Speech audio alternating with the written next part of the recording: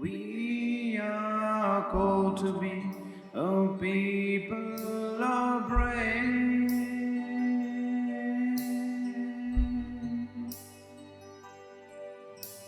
For one petition, compassion, and care. We arise to meet this call to share the light of your glory, your mighty deliverance,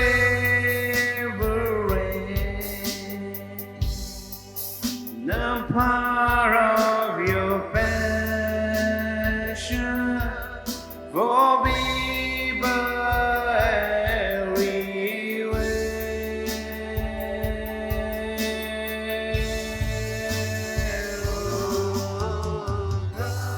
Hear the cry of your people, and we call on your name. Come pour out your mercy,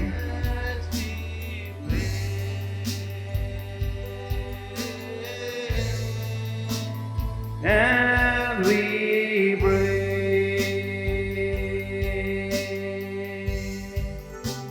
We are called to be a people of praise.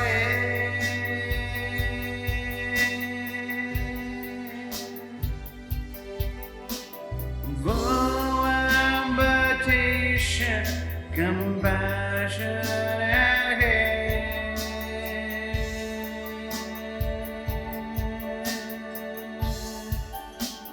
We arise to meet this call to share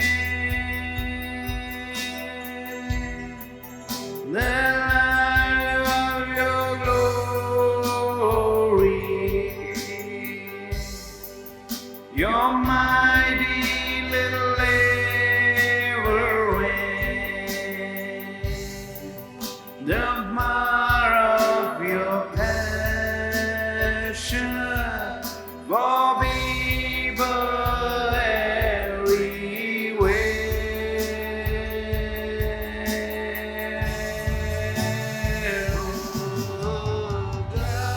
Hear the cry of your people,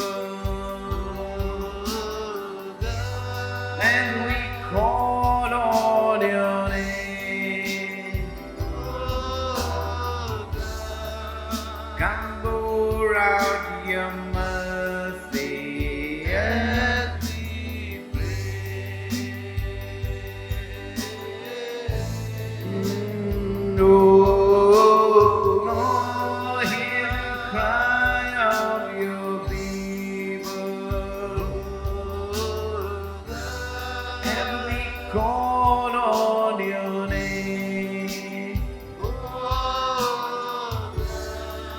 Come pour out your mercy as we pray.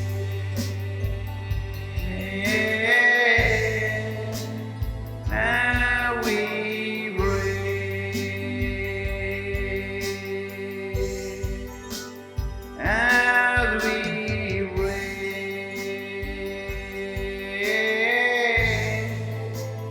As we pray.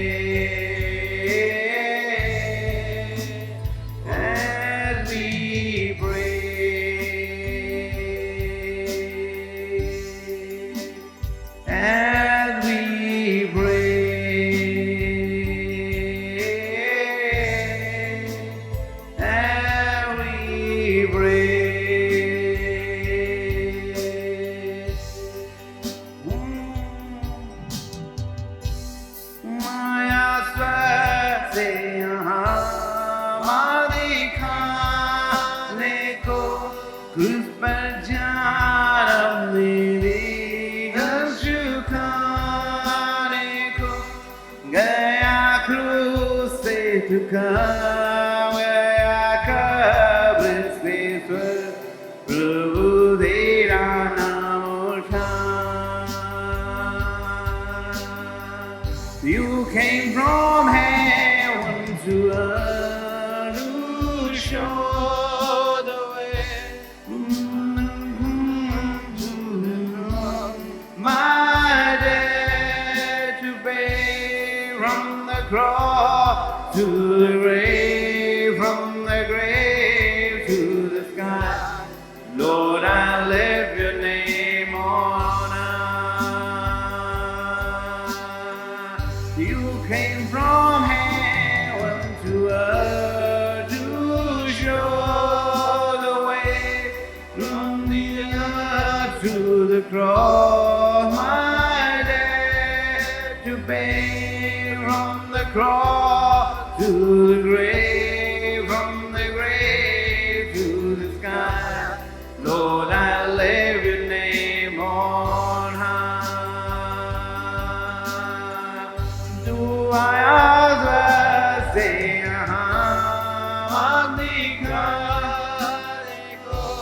Cruz per janam nidhi ashupane ko gaya cruz se dukha gaya kabr se swar prabhu tera naam uthha duaya se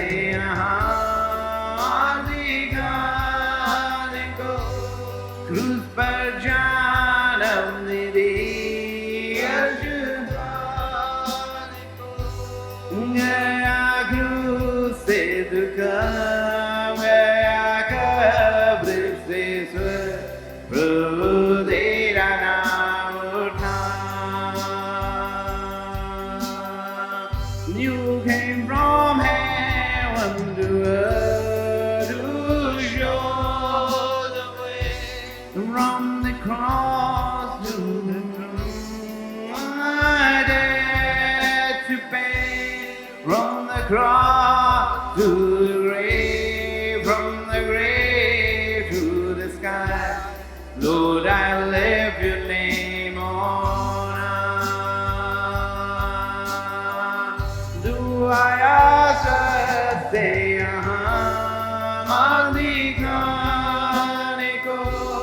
Cruz per janam nidhi ashupane ko gaya cruz se dukha gaya kabr se swar prabhu tera naam uthha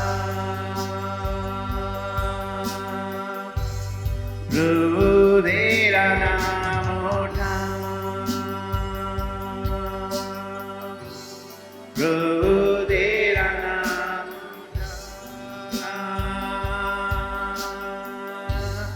Prabhu tera naam uthha Yishu Masih तेरे जैसा है कोई नहीं तेरे चरणों में झुके आसमां और महिमा गाए ज़मीन यीशु मसीह तेरे जैसा है कोई नहीं तेरे चरणों में झुके आसमां और महिमा गाए सभी हम गाए होसना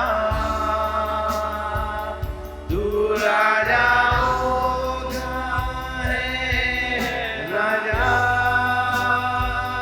मेरी महिमा होए सदा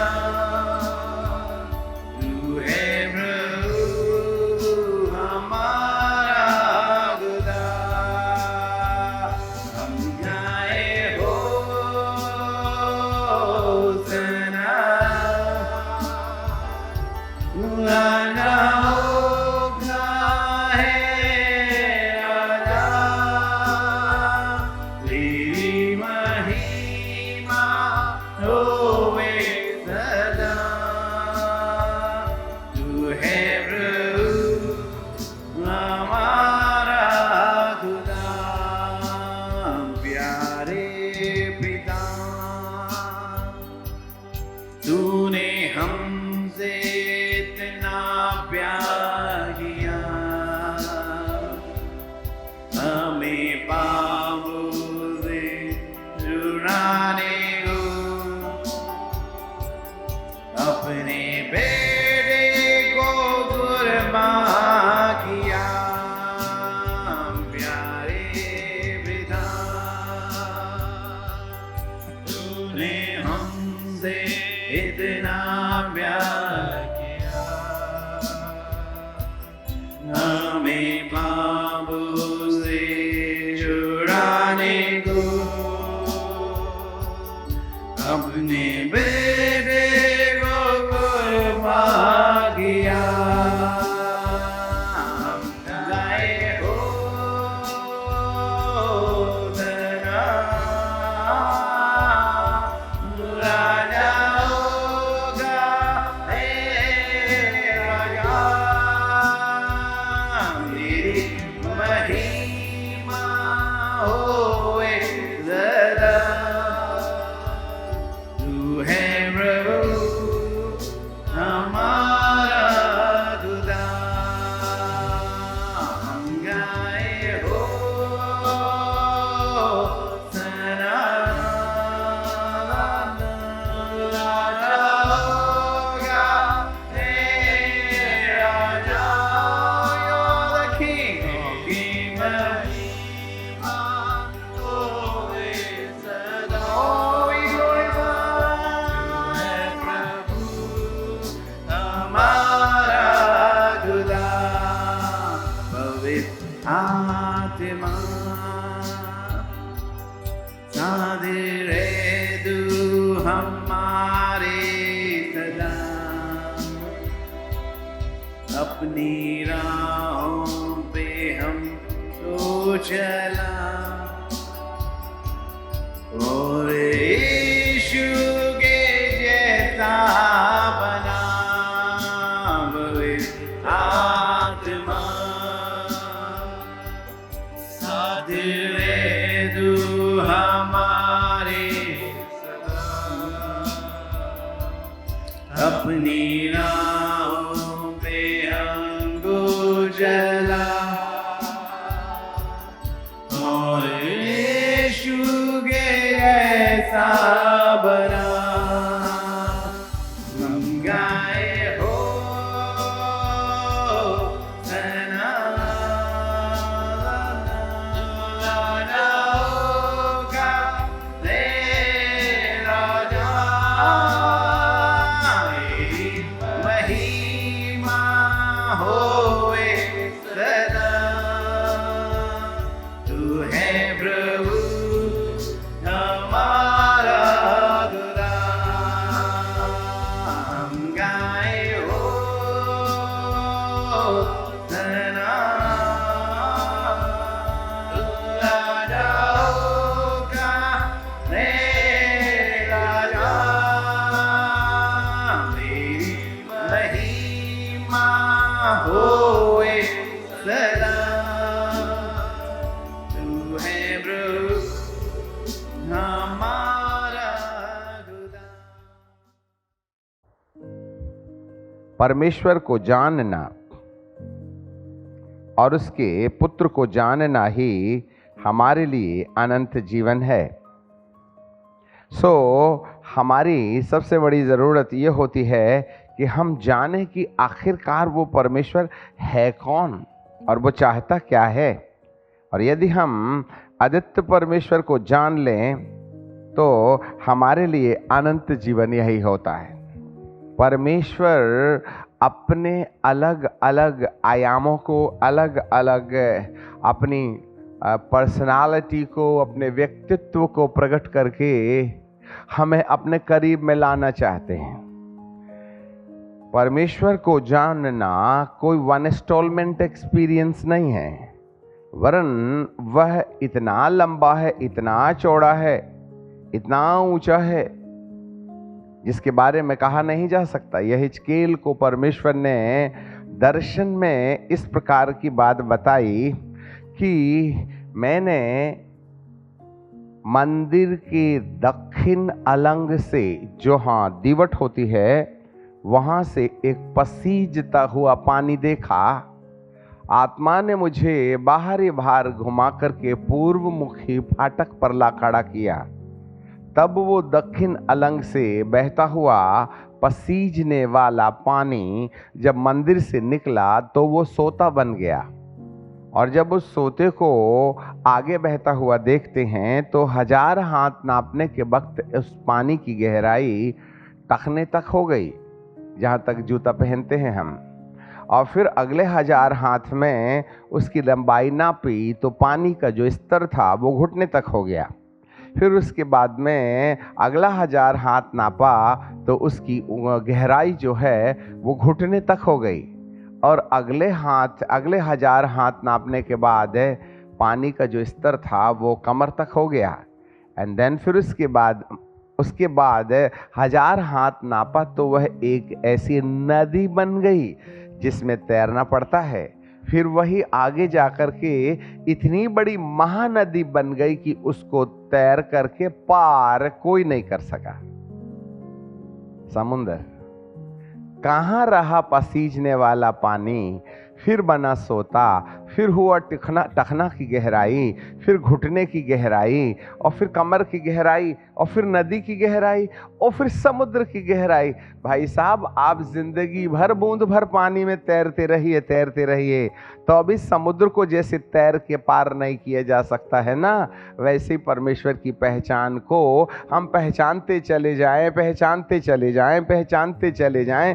जिंदगी के 70 बरस की जिंदगी 70 बार पैदा करके खर्च कर दें तो भी हम परमेश्वर की उस लंबाई, चौड़ाई और गहराई को समझने में कुछ तो रख रखे होंगे जहां पर हमको ऐसा लगेगा कि अभी भी हमें प्रभु समझ में नहीं आए। 3.5 साल के काल में हमारे प्रभु ने पता नहीं क्या कर दिया। उसके बारे में यदि लिखा जाता तो लिखी गई किताबों को रखने के लिए धरती की लाइब्रेरी छोटी हो जाती, मंगल ग्रह में लाइब्रेरी बनाना पड़ता। हे प्रभु, हमें समझ में नहीं आता कि आखिर 3.5 साल में तुमने कर क्या दिया। अपने को तो बाइबल में पढ़ने से ऐसा समझ में आता है कि भाई एक ही लाजर जिंदा किया था। अरे जैसे तुम पानी का घूंट पीते हो ना, ऐसे कई लाजरों को प्रभु दिन में जिंदा कर दिया करते थे। यदि वे सब बातें लिखी गई होती तो धरती पर किताबें ना समाती। हर एक बीमारी को ना कटिबद्ध कर दिया गया, इस कारण से ये इतनी मोटी बनी। और यदि हर घटना लिखी जाती तो धरती पर किताबों के रखने की जगह नहीं होती। इतने बड़े परमेश्वर को 70 बरस की जिंदगी में, और जब से लॉकडाउन क्या हो गया है, हम तो 10-15 मिनट में प्रार्थना करके पूरे दिन भर का काम निपटा देते हैं। कभी खाने की टेबल में दुआ करने से प्रभु मिले हैं? वहां तो भिखारियों के समान हम कहते हैं आशीष दे दे, और उसमें भी ना पंखा एक आंख बंद करते मक्खी पर हाटा तो नहीं ले जा रही। इतनी शॉर्टकट एंड पोर्टेबल प्रेयर, और हम कहते हैं हे पिता, हम तुझको लाखों लाख धन्यवाद देते। प्रभु कहते हैं एक ही बार को लाख लगाता, इतना तो झूठ मत बोल। अरे बोल धन्यवाद 1, धन्यवाद 2, धन्यवाद 3, धन्यवाद 4। मेरे को 10-5 ही बार बोल देता तो बहुत था, एक ही बार में लाखों लाख बोलता है। ऐसा तो झूठ कम से कम मेरे सामने मत बोला करे। कई बार हमें प्रभु समझ में नहीं आते। हमें ऐसा लगता है कि हम अभी भी किंडल गार्डन के स्टूडेंट्स हैं। भले ही जिंदगी में लंबे समय से बाइबल पढ़ रहे हैं, परंतु उससे काम नहीं चलता है। उसको पहचानना ही हमारे लिए अनंत जीवन बन जाता है। हम तो सोते के पानी पर खड़े हैं, नहीं, हम तो पसीजने के पानी पर खड़े हैं। मुझे नहीं मालूम पसीजना कहाँ होता है। फिर उसके बाद में हम सोता, अर्थात वह छोटी सी जगह जहाँ पर आधा इंची पाइप के समान पानी बहता है, फिर टखने के समान कि आप अपने आप में जाने कि हम उसकी कितनी गहराई, लंबाई, चौड़ाई को जानते हैं।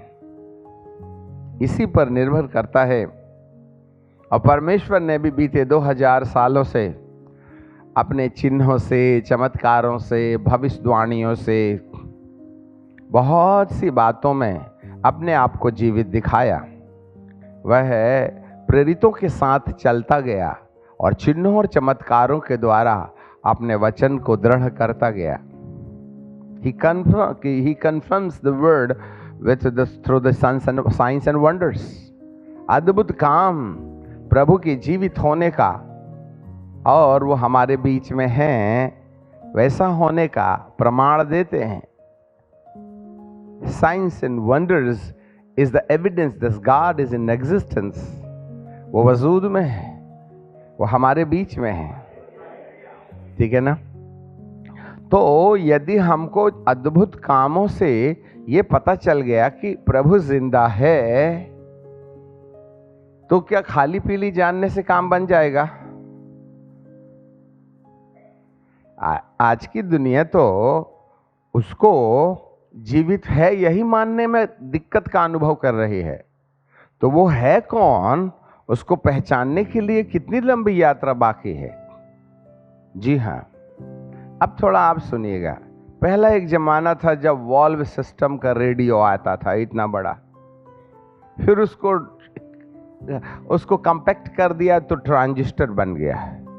तो छोटे से ट्रांजिस्टर को जब हम देखते थे तो कहते थे वाह इतना छोटा ट्रांजिस्टर। फिर ट्रांजिस्टर का जमाना खत्म हो गया, धीरे धीरे टीवी आ गई। इतनी बड़ी टीवी होती थी सोनी की। फिर टीवी के बाद में उसको भी अपग्रेड किया गया। फिर हमने कंप्यूटर देख लिया, बड़ा बक्सा होता था। फिर कंप्यूटर को भी और ज़्यादा विकसित कर दिया गया तो लैपटॉप बन गया। फिर लैपटॉप के बाद में पैड बन गया और पैड के बाद में मोबाइल बन गया। पहले बटन वाला हुआ करता था, आजकल एंड्रॉइड होने लगा।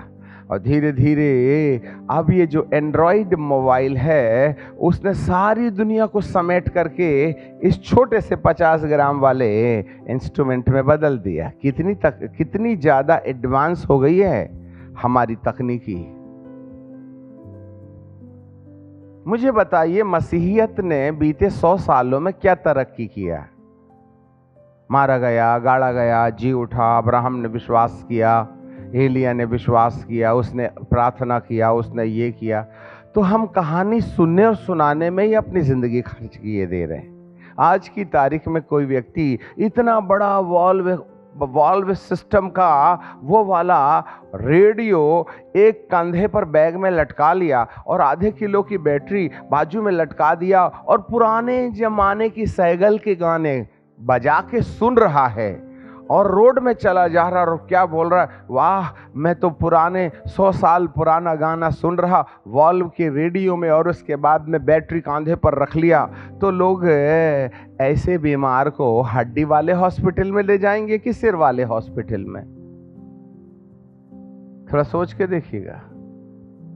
क्या आज 25 किलो का वॉल्व का रेडियो और 15 किलो की बैटरी लेकर के कंधे पर चल करके गाना सुनने वाले शौकीनों की जरूरत है क्या? आप तो कहेंगे पागल हो गया है, ये जोकर आया कहां से? अरे 250-300 रुपए में मोबाइल आता है और वो इतने जोर से बजता है कि ये वॉल्व वाला रेडियो भी इतनी आवाज नहीं निकालता होगा। ऐसे समय में हम उन पर हंस पड़ेंगे कि जरा देखो ट्रांजिस्टर सुन रहा है। ये तो बूढ़े बाढ़े लोगों की काम है घर में, जिनको आंख में दिखाता नहीं। वो रेडियो में वो रोड पर लेके चल रहा है। भाई इतना विकास तकनीकी के अंदर में हुआ, आप भी अपने धड़कते सीने पर हाथ रख करके पूछें कि मसीहियत के अंदर में क्या विकास हुआ? सिर्फ मारा गया, गाड़ा गया, जी उठा, बपतिस्मा ले लो, आइए हम गाना गाएं, और गाते भी तो वही पुराना गाना है, आता हूं तेरे पास कमजोर लाचार, मरा कुत्ता, भिखारी, पता नहीं क्या क्या नाम लेते हैं। प्रभु कहते हैं, रे बाबा तू तो सन 70 में ये गाना गा रहा था, आता हूँ तेरे पास, आता हूँ तेरे पास, इतने साल से अभी तक पहुंचा नहीं क्या? समझ रहे हैं बात? कोई प्रोग्रेस नहीं। चंगाई से शुरू हुए थे, छुटकारा से शुरू हुए थे, फिर अभी अभी 10-20 साल पहले दुष्ट आत्माएं निकालना शुरू किए हमने, 80-90 के बाद में।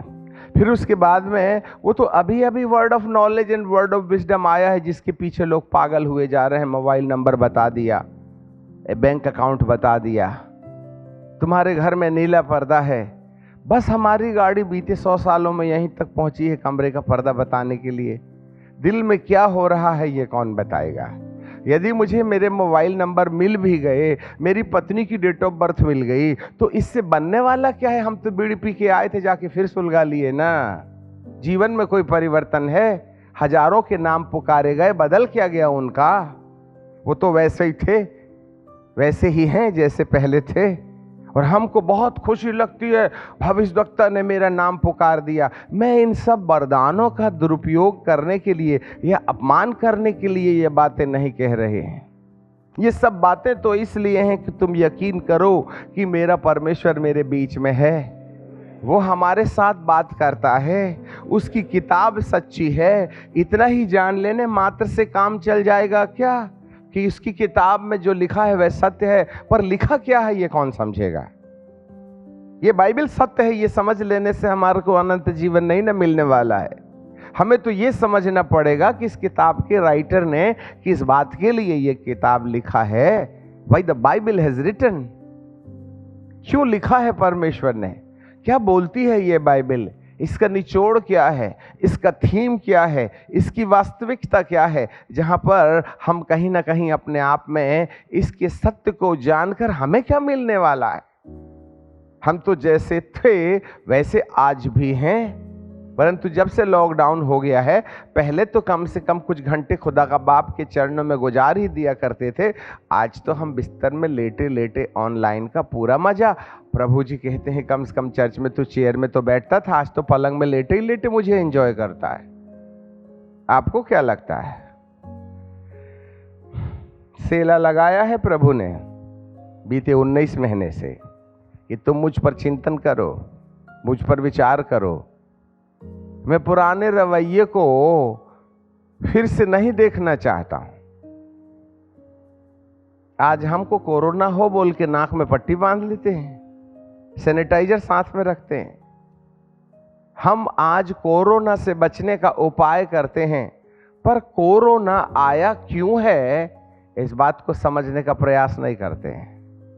हम उससे बचने का उपाय करते हैं, पर इस महामारी के पीछे परमेश्वर करना क्या चाहते हैं, कह क्या रहे हैं, वह हमारी ओर क्या बात की ओर आशा लगाए हैं और अब हमको क्या करना चाहिए।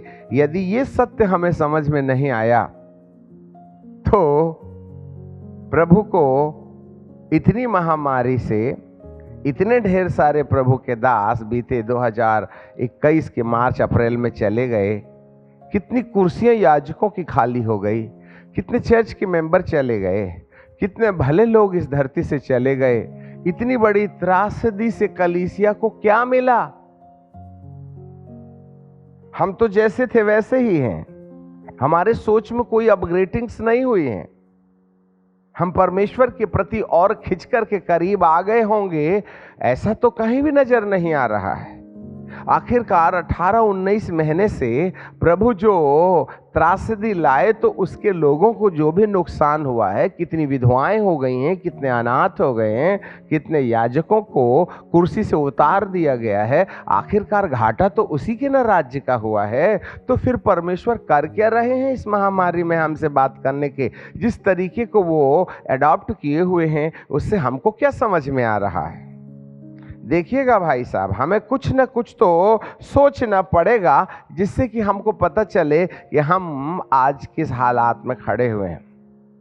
मैं नहीं समझता हूं कि मेरे प्रभु को उसके अपने लोगों की जिंदगी में ज्यादा तरक्की, हाँ, ऐसा जरूर है, इस लॉकडाउन के पीरियड में परमेश्वर पिता ने बहुसंख्यक लोगों को काम धाम से विश्राम दिया, जिससे कि हम परमेश्वर के वचन को पढ़ें और परमेश्वर की सच्चाई को समझने की और ज़्यादा करीबी से अपना समय गुजारें। ऐसा करके जीवन परिवर्तन करने वाले लोगों की संख्या नगण्य है, माइनॉरिटी में है। मैं ये नहीं कह रहा हूं कि वास्तव में परमेश्वर ने इस विपरीत परिस्थितियों में कलीसिया के साथ बातचीत नहीं किया होगा, परंतु किया है। परंतु जिन लोगों के जीवन के अंदर में इन परिस्थितियों से परमेश्वर की ओर चिंतन और मनन करने का मौका जो मिला ना, वे माइनॉरिटी में हैं। बदलाव वाले लोग बहुत कम संख्यक में हैं। संपूर्ण भारत में अभी भी हमने बीते 1.5-2 साल में जब भी मौका मिला हमने अध्ययन किया, तो बहुसंख्यक लोगों ने ये कहा कि पहले लॉकडाउन के पीरियड में हमने जो वचन सुना था उससे तो हमारी जिंदगी इस रूप में थी, अब हम इस रूप में आ गए। हजारों की संख्या में परमेश्वर के उन लोगों ने हमें गवाही दी कि पिछले लॉकडाउन के पीरियड में हमने जो समय पाया, उस समय हमारे पास में जो वचन पहुंचा, उससे हमारी जिंदगी रियली बदल गई है। हम ऐसे थे, अब ऐसे हो गए। पर ऐसे लोगों की संख्या बहुत कम थी, बहुत कम थी। बाकी मेजॉरिटी में लोगों के अंदर बिगाड़ के अलावा कुछ नहीं हुआ। आदतन अब हमको YouTube में और ऑनलाइन संदेश सुनकर के ही चैन मिल जाता है। सब लोग ये कह रहे थे कि पिछले लॉकडाउन में, भाई इस लॉकडाउन में भी तो प्रभु ने वही बात बताई थी, फिर इस लॉकडाउन में परिवर्तन की बात क्यों नहीं आ रही है? क्योंकि हम आदतन अपने आप को एडजस्ट कर चुके हैं, जहां पर ऐसा लगता है पहले हमने जरूर कुछ सीखा है। इस साल 2021 में पहले से ज्यादा त्रासदी थी, फिर भी परिवर्तन की रेट बहुत कम थी। जिसको समझ में आया वही बदला था, सब नहीं बदले। आईसीयू में ले जाने के बाद भी वहां जरूर कहा था, प्रभु एक बार जिंदगी दे दे, मैं तेरे लिए जीऊंगा। परंतु जब से ना लॉकडाउन क्या खुल गया है, हमने वहां वायदा किया था ना आईसीयू के अंदर में, वायदे बाहर आने के बाद भूल गए हैं। हम वही करते हैं जो हमारी जरूरत के काम है। नहीं आ रहा है मेरे प्रभु समझ में, इसलिए आज हम आपको दुखी नहीं करना चाहते हैं, परंतु हमारी आंखें खुलना चाहिए। यदि इन समयों में भी परमेश्वर की बातें हमें समझ में नहीं आई, तो हमारी जिंदगी की यात्रा में घाटा हुआ तो वो बहुत स्थायी होगा, परमानेंट लॉस। यहां तो 70 बरस की जिंदगी है, तो प्रभु हमको करोड़ों साल की जिंदगी में ले जाना चाहते हैं। और उस करोड़ों साल की जिंदगी में परमेश्वर हमको प्रवेश करने के लिए जिस शर्त को हमें मनवाना चाहता है, यदि वो हम नहीं माने, यदि हमें वो समझ में नहीं आया, तो प्रभु का इतने समय तक आपके तन मन धन को चंगाई देने से फायदा क्या हुआ? आखिर हम पहले भी लंगड़े थे, अभी भी लंगड़े हैं। पहले किसी और नाम से पाप करते थे, आजकल प्रभु के नाम से करते हैं। पहले हम कहीं और जाते थे, आजकल हम भवन में आते हैं।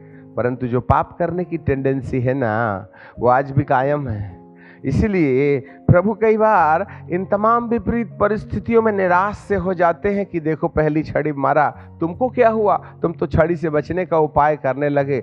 दर्द तो मुझे होता है जब अपने बेटे को रोता और बिलखता हुआ देखता हूँ। दुनिया क्यों नहीं समझ पाई कि आखिरकार परमेश्वर कहना क्या चाहते हैं।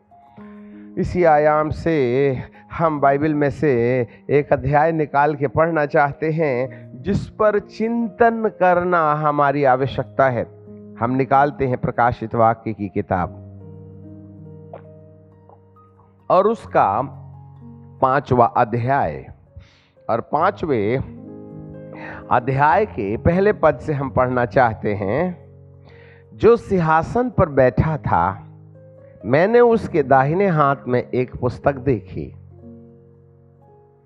सिंहासन पर कौन बैठ सकता है? राजाओं का राजा, महाराज, अधिराज को छोड़कर ये बातें किसी और के लिए कही नहीं जा सकती हैं। और उसके हाथ में एक किताब है, और वो भी दाहिने हाथ में है। और दाहिना हाथ अधिकार का प्रतीक है। There is authority in the right hand side. उस अधिकार को प्रभु ने अपने हाथ में ले रखा है। यीशु मसीह जब मृतकों में से जी उठे तो जी उठने के बाद उन्होंने कहा, मैं जाता हूं और तुम्हारे लिए जगह तैयार करूंगा, और जब मैं जगह तैयार कर चुकूंगा तो मैं फिर आऊंगा। और कुलुसियों की किताब के 3 अध्याय में बाइबल बताती है, मृतकों में से जी उठने के बाद प्रभु यीशु मसीह अपने पिता के दाहिने ओर जाकर के बैठ गए। और यहाँ पर दाहिने ही हाथ में एक किताब है। देखो, साइड का भौतिक परिस्थितियों के पीछे भी भविष्यवाणी है। ये कोई लेफ्ट साइड में नहीं है, वरन राइट साइड में। Jesus was and he is the authority of God। ये हाथ है जिस पर परमेश्वर का अधिकार है। और यहाँ पर बाइबल कहती है कि पिता परमेश्वर के जो सिंहासन पर बैठा है उसके हाथ पर एक पुस्तक, और वो जो पुस्तक है उसके दाहिने हाथ में एक पुस्तक देखी जो भीतर और बाहर लिखी हुई थी। भीतर और बाहर। अब भीतर और बाहर का क्या मतलब होता है? पुस्तक बोलने से आज हमको ये बाइंडेड बुक की कल्पना होती है। हम पन्ने देखते हैं। इस पुराने जमाने में ऐसे कोई बाइंडेड बुक नहीं हुआ करती थी, वरन वे चरम पत्रों पर लिखा करते थे, स्क्रोल्स जिसको बोलते हैं। इंग्लिश में यदि देखें तो किताब को स्क्रोल लिखा हुआ। स्क्रोल का मतलब होता है, जैसे कैलेंडर को जब हम खरीद के लाते हैं तो जैसे खुट्टी पर लटका के खुला हुआ देखते हैं, वैसा नहीं होता है, वरन उसको गोल गोल गोल गोल मोड़ करके हम घर लाते हैं। कोई फोटो या पोस्टर यदि कोई बैनर है, उसको गोल गोल गोल गोल करके रोल कर लेते हैं। वो रोल जो है स्क्रोल कहलाता है। और बाइबल में किताब का अर्थ स्क्रोल है। और यहाँ पर स्क्रोल को दोनों तरफ लिखा गया है। दोनों तरफ का मतलब होता है आगे और पीछे। आपको जानकारी मिले, पुराने ज़माने में जब कभी कोई किताब लिखी जाती थी तो उसको केवल एक ही तरफ लिखा जाता था और अंदर तरफ उसको मोड़ करके ऐसा ही रोल करते चले जाते थे। जैसे कैलेंडर को रोल करते हैं तो छपा हुआ हिस्सा अंदर जाते रहता है, और जो कैलेंडर का पिछला हिस्सा होता है जो कोरा हुआ करता था वो पीछे तरफ रहता है। पुराने जमाने में कैलेंडर जो है 12 पन्ने के होते थे। वो एक ही तरफ छपा होता था और पीछे तरफ कोरा रहता था। तो जब साल पूरा हो जाता था तो पीछे वाले कागज को कुछ लिखने वगैरह में काम में ले आते थे हम। कुछ विशेष नोटिस से यदि रखना है तो उस महीने के पीछे वाले पन्ने में लिख दिया करते थे कि हमने दूध वाले को इतना पैसा दिया है ये महीने में। वो डायरी का काम करता था पुराना कैलेंडर। जब कागज की कमी होने लगी तो हमने कैलेंडर को 12 महीने के 6 पन्ने में डाल दिया, आगे भी और पीछे भी। कुछ ऐसे ही प्रभु ने, आजकल तो इतना एडवांस हो गया है कि 6 पन्ने वाले को भी हमने 4 में बदल दिया, क्योंकि एक ही पन्ने में 2 और एक पन्ने में 2 और पीछे भी 2, मतलब एक ही पन्ने के अंदर में 4 महीने का हिसाब हो गया। तो 3 पन्ने का कैलेंडर होता है आज की तारीख में। और कहाँ रहा 12 पन्ने का कैलेंडर और कहाँ रहा 4 पन्ने का कैलेंडर? क्यों? क्योंकि हमने दोनों तरफ छापना शुरू कर दिया है। कागज की बचत, काम तो वही करना है। आखिर दीवार की तरफ सफ़ेद कागज रहने से पढ़ना तो सामने ही ना पड़ता है। कुछ इसी तरीके से पहली किताब प्रभु ने जो लिखी वह एक तरफा किताब थी, उसके एक तरफ कोरा था। परंतु यहाँ पर बाइबल कहती है कि 2 तरफा किताब है। इस कैलेंडर में आगे नहीं वरन पीछे भी लिखा हुआ है। ये 2 तरफा और एक तरफे का मतलब क्या है? देखिएगा, यह सब प्रकाशन की दुनिया से मिला हुआ संदेश है। एक तरफा किताब में परमेश्वर पिता ने अपने प्यार को हम पर प्रकट करने के लिए प्रभु यीशु मसीह को अनुग्रह दे करके धरती पर भेजा। और वो जो अनुग्रह था, जिसका हमने पेट भर के प्रभु से अनुग्रह का इस्तेमाल किया, अनुग्रह के द्वारा हमारा उद्धार हुआ है। इफिसियों 2:8 में लिखा है कि विश्वास के द्वारा अनुग्रह ही से तुम्हारा उद्धार हुआ है। उद्धार का मतलब होता है पाप क्षमा, अपने और अपने बाबा से बाबा आदम बाबा की गलतियां और हमारी गलतियां यीशु मसीह पर विश्वास की चाबी से क्षमा हो जाती है।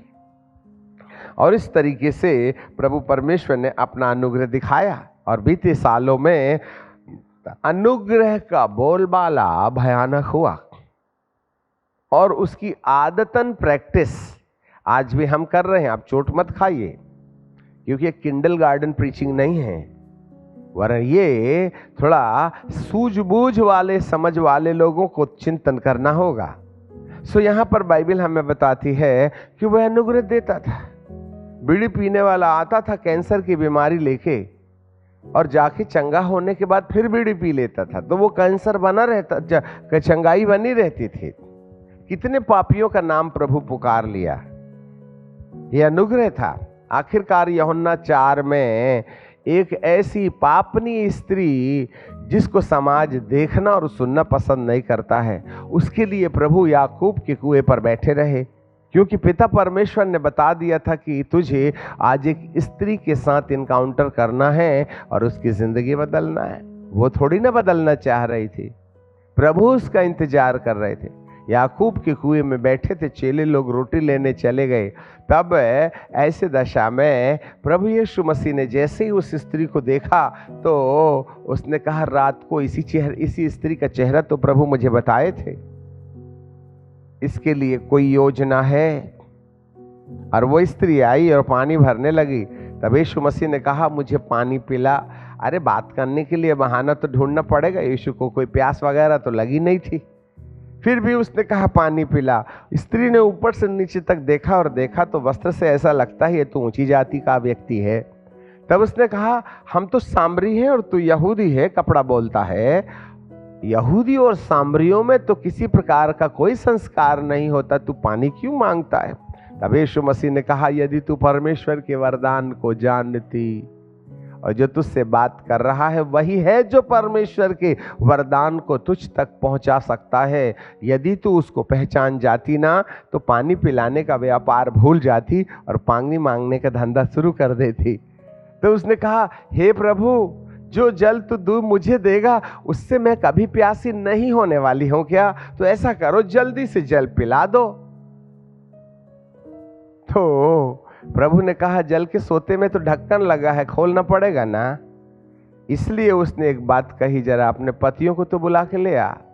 हम होते तो कहते, पानी में पीने वाली हूं या मेरे पति। तू पति के फटे पर लात क्यों मारता है? क्योंकि हमको तो होशियारी है ना, हम कभी भी अपनी उन गलतियों के ऊपर में याजक को उंगली रखने की परमिशन नहीं देते, क्योंकि पर्दे के पीछे वाला जो व्यापार है। परंतु प्रभु वही तो कहता है, जो पर्दे के पीछे हो रहा है वही तो ढक्कन है। जब तक उसका नाट नहीं खोलूंगा सोता फूटेगा कैसे? स्त्री भी ईमानदार थी, उसने कहा, मेरा कोई पति नहीं है। कि आज कलीसिया सुनना चाहती है अपने पतियों के बारे में? यदि आज की तारीख में हम कलीसिया के पतियों के बारे में बताएं तो आप तो कहेंगे दिमाग खरने के लिए पता नहीं कहां से आ गया दाढ़े वाला। परंतु बात ढक्कन तो वही है ना, उसी के चक्कर में तो सोता नहीं फूट रहा है। आप प्राइवेट बिजनेस पर हाथ नहीं लगाने देते हैं याजकों को। और हम याजकों ने भी जो भारी गलती 2019 तक की है कि जहां जहां हमारे पतियों के साथ हमारा संस्कार हो रहा था वहां हमने कभी छेड़छाड़ नहीं की। हमें तो मेंबरशिप का डर था, कहीं आने वाले बंद हो गए तो 100 का नुकसान एक के पीछे हो जाएगा हमारा। उसी के चक्कर में तो हम कहीं ना कहीं मिलावट करते रहे हैं अपनी कलीसिया को सुसमाचार सुनाने में। प्रभु भी तो बोर हो गया। तब प्रभु उस स्त्री ने कहा, हे प्रभु, मेरा कोई पति नहीं है। प्रभु कहते हैं, आगे की बात मैं बताऊंगा। तूने 5 पति कर चुकी है, 6वां भी तेरा नहीं, किराए में काम चलाती है। मुझे भविष्यवक्ता नजर आता है। तो प्रभु ने कहा, कोई डाउट है क्या? तब कुछ हो गया, तब कुछ हो गया। जैसे ही उसने रियलाइज किया कि मैं 5 कर चुकी हूं और 6वां भी जिसको वो छुपा रही थी, प्रभु ने जब उसको उजागर कर दिया तो जो ढक्कन था वह खुल गया और इतने फोर्स से अनंत जीवन को ढकेलने तक, अनंत जीवन तक पहुंचने के लिए सोता जब खुल गया ना, तो वो मटका भी भूल गई जिसके चक्कर में वो आई थी। भूल जाइएगा जिस दिन सोता फूटेगा, ये अंगाई और चंगाई और नाम पुकारना और आन और दान और वरदान, ये सब कचरे के डब्बे में चले जाएंगे। हम तो दीवानी और पागलों की तरह इधर उधर भागना शुरू करेंगे कि जो मैंने अंधेरे में किया था प्रभु ने उसको उजियाले में प्रकट कर दिया। हालेलुया। इसे कहते हैं सोता। हमें तो छुपाने की आदत है, वहां उघार रही है। सुनो सुनो सुनो, कोई है जिसने मेरे जो कुछ भी मैंने अनजाने में अकेले में किया था उसको बता दिया है। आज आपकी गवाही क्या है? जब से प्यारा यीशु आया तब से मेरा जीवन बदल गया, बदल गया। दुनिया कहती है गाता बोलता बहुत अच्छा है। अरे बदला कि नहीं बदला ये तो पर्दे के पीछे वाले मामले से पता चलता है। आदम ने परमेश्वर के द्वारा बलिदान की हुए मेमने की लुंगी अदन के बगीचे में बाहर निकाले जाने से पहले पहन तो लिया। ऊपर से चमड़े की लंगोट बोल रही थी, वाह वंडरफुल, क्या बात है। परंतु बेचारा ये चमड़े की लंगोट पहनने के चक्कर में वो जो अंदर में पत्ते की लंगोट थी ना, उसको उतारना ही भूल गया। फिर से सुनिए, जब परमेश्वर ने अदन के बाग में आदम को मेमना बलिदान करके चमड़े के अंगरखे पहनाए, तो उस चमड़े के अंगरखे के पहले तो उसने ऑलरेडी पत्ते की लंगोट बना के अपने बदन में लटका रखी थी ना। तो जब उसने उस चमड़े की लंगोट को पिता परमेश्वर ने दिया ना, तो उसने पत्ते की लंगोट उतारना भूल ही गया और पत्ते की लंगोट के ऊपर ही ना उसने चमड़े की लंगोट पहन ली। अब आप बताइए, बाहर से तो दिख रहा था ब्यूटीफुल एंड हैंडसम, परंतु इस दिए गए चमड़े और आपके मुलायम चमड़े के बीच में जो पत्ते की लंगोट है ना, वो क्या कर रही है? तो ये एक तरफा किताब थी जहां पर मेरा प्रभु उस स्त्री को जो उद्धार पाना नहीं चाह रही थी, फिर भी उसके लिए इंतजार कर रहा था। एक पापनी को बदलने के लिए प्रभु को पिता के आदेश का पालन करना पड़ा और वह याकूब के कुएं में दोपहर में केवल एक स्त्री का इंतजार कर रहा था। गनेसरत की झील के उस पार केवल एक ही व्यक्ति था जिसमें 3000 दुष्ट आत्माएं थी जो अपने आप को पत्थर से मारता, और जो लोग वहां से जाते थे उनको जैसे जाते थे वैसा नहीं, वरन तोड़ फोड़ के भेज देता था, और वह अपने आप को घायल करता और रात और दिन चिल्लाता था। प्रभु यीशु मसीह ने गनेसरत की झील के उस पार एक व्यक्ति को चंगा किया और वापस लौट गया, क्योंकि गनेसरत के लोगों ने यीशु को अंदर आने से इनकार कर दिया। अरे एक भूत निकालने में 3000 सुअरों का नुकसान होगा, तो 10-20 भूत निकालने में तो पूरा की पूरा गांव इसी कराड़े में डूबा नजर आएगा। हे प्रभु, हमको अपने भूतों के साथ एडजस्ट करने दे, तू तो निकल ले पतली गली से। एक व्यक्ति को चंगाई देने के लिए गया था मेरा प्रभु, और तत्काल अपनी नाव में बैठ करके गन्नेसरत से वापस लौट आया, परंतु एक गवाह दे गया वो। हालेलुया। हे प्रभु, मुझे अपना चेला बना ले। प्रभु जी ने कहा, ना ना ना, जाके गवाही दे, तू बदल देगा गन्नेसरत के गांव को। मुझे तो लोगों ने इनकार कर दिया कि मैं उनको बदलूं, जब मैं तुझे अपना गवाह बना के ठहरा देता हूं।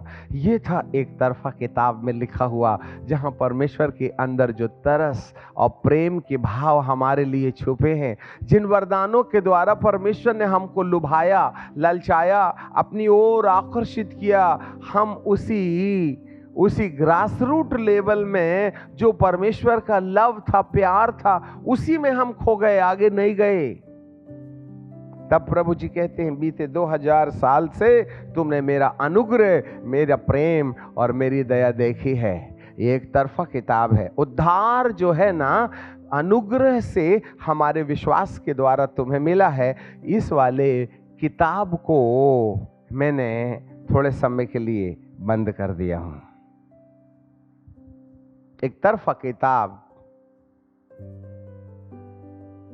थोड़े समय के लिए बंद है। अब दो तरफा किताब है, आगे भी लिखे है पीछे भी लिखे। पुराने जमाने में परमेश्वर पिता अपने आप को यहोवा के रूप में प्रकट किया करते थे।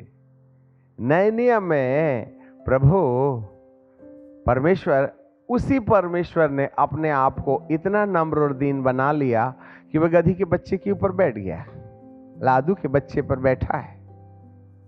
जब यीशु के चेले कहने लगे, हे प्रभु ये वाले गांव में हम आपके साथ जाना चाह रहे थे, परंतु उन्होंने हमको ना आपकी भीड़ के साथ उस गांव से पार जाने के लिए मौका नहीं दिया, गांव का नाम नहीं लिखा है। तब चेले लोग आकर के यीशु मसीह से कहने लगे, प्रभु जी एक बात करो, हमको ना 5 मिनट के लिए परमिशन दे दो, हम परमेश्वर से दुआ करेंगे कि पिता परमेश्वर आप ऊपर से आग गिराओ और सामने वाले गांव का केक बनाओ, क्योंकि ये आपको और हमको जाने नहीं देते हैं। तो प्रभु यीशु जोर से कहे, तुम नहीं जानते कि तुम किस आत्मा के हो। मनुष्य का पुत्र नाश करने के लिए नहीं वरन बचाने के लिए आता है। ये था एक तरफा किताब का एटीट्यूड्स। वह हमको बचाता है, बचाते बचाते कहते हैं ना, लाड़ का बेटा साड़। जो बच्चों को माँ बाप जितना ज्यादा प्यार देते हैं वे उनके सिर का उतना ही बाल उधेड़ते हैं। हालेलुया। अपने लाल से पूछो, अरे नहीं मारना नहीं मारना। और बच्चे भी क्या कहते हैं, पापा आने के बाद, पापा पापा मम्मी मारी। अभी तक अच्छा खेल रहा था माँ की गोद में, और जैसे पापा आए और रोने लगा, पापा पापा मम्मी मारी, तो पापा भी क्या कहते, कहाँ है मम्मी, इधर आओ। हाँ, और पापा भी मम्मी को क्या कहते, तुमने मेरे बेटे को मारी थी। हाँ, हाँ, हाँ, हाँ। तो वो कहता पिटवा दिया मम्मी को। तो इनकरेजमेंट नहीं मिलेगा क्या? आप तो अपने लाड़ले को खुश करने के लिए अपनी पत्नी को मारने का जो ड्रामा कर रहे हैं, आपको मालूम है कौन से कड़वे बीज आप अपने बच्चे की जिंदगी में बो रहे हैं? कभी सोचा आपने? अब जवान हो गया है, शादी बिना लड़की ले आया, तो कर के सकते हो आप हमारे से दुआ कराने के अलावा कोई ड्यूटी है आपकी? बिगाड़ने का बीज तो हमने ही ना बोया है, हम ही तो लाड़ को साड़ बना रहे थे। जो बाप अपने बेटे के ऊपर छड़ी नहीं चलाता वह उसका दुश्मन है। अब इसका भुगतान किया जा सकता है जब बच्चे बिगड़ गए। अब हमारे पास में, पास्टर साहब मेरे बेटे के लिए दुआ करना, रोज दुआ करना, उपवास करके करना। तुम रोज मोबाइल खेलो, मैं तुम्हारे बच्चे के लिए दुआ करते रहूं। तुम रोज पेट भर करके ना चिकन मटन बटर खाइएगा। हमें समझ में नहीं आता है कौन से कर्मों की सजा पादरियों को मिल रही है। भाई साहब, अरे आप पेट भर खाइए, ना पचे तो हाजिमोला टिकाइए। हम तुम्हारे लिए उपवास करते रहे। ये तो कुछ तकनीकी समझ में नहीं आई हमको। आपका वजन बढ़ रहा है और हम धीरे धीरे घट रहे हैं। मेरे प्रियो, कलीसिया को अब दुआ कराना बंद कर देना चाहिए। और जब से हमने ना ये बात समझ ली है, दूसरा कैलेंडर छपा, दूसरा कैलेंडर खुल गया है जिसमें आगे पीछे दोनों पवित्र आत्मा ने साफ 2019 में बताया, मेरे लोगों के लिए दुआ करना बंद कर दो। Stop to do the prayer for the church people and for the pastors and the families, those who are live in the sin. बंद कर दे दुआ, मैं नहीं सुनने वाला हूं, क्योंकि मेरे अनुग्रह का उन्होंने पेट भर दुरुपयोग किया है। They are denying my grace. अनुग्रह जिस बात के लिए दिया था उसके आड़ में तुमने बहुत पाप किया है। अनुग्रह तो छुटकारे को तुम पाप करने का की आड़ मत बना लो। और जहां जहां अनुग्रह की बात की जाती है वहां पर भीड़ भड़क ज्यादा होता है, और जहां जिंदगी के बदल जाने की बात होती है वहां माइनॉरिटी में लोग रहते हैं। चोट मत खाइएगा, और प्रभु वहीं देख रहा है। इस भीड़ से मेरे प्रभु को कोई लेना देना नहीं है, इसलिए उसने एक तरफा लिखी किताब को दो तरफा लिखी किताब के रूप में बदल दिया है। यही वह प्रभु है जो 2019 तक अनुग्रह की बातें करता था, वही प्रभु है जो अब न्याय की बातें करना शुरू कर दिया है। चोट मत खाइएगा।